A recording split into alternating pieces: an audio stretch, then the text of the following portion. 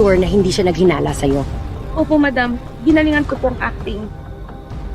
Nag-aalala ako sa pesteng Billy na yun. Paano kung magsalita siya at sabihin niya nagsisinungaling ka?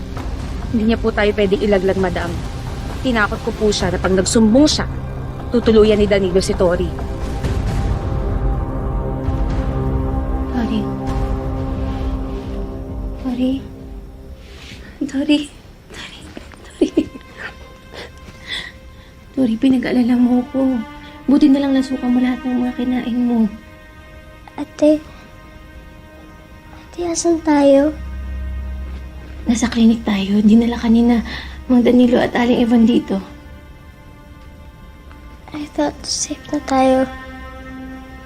Hindi pa pala.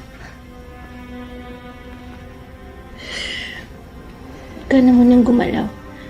Ipunin mo muna yung lakas mo para gumaling ka agad. Ate, nauuhaw ako.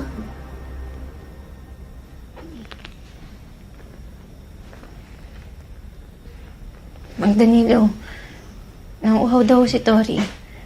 Baka po pwedeng kuhanan ko lang siya ng tubig sa labas. Sige, pero bumalik ka agad. At huwag kang makikipag-usap kahit kanino.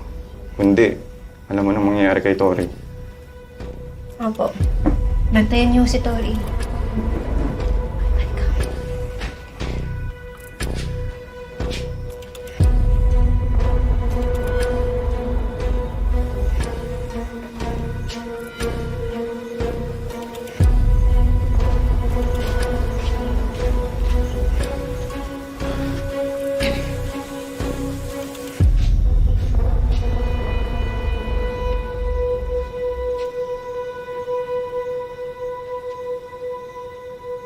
Bantayan niyo mabuti yung dalawang bata. Siguraduhin niyo wala silang makakausap na kahit sinong medical staff.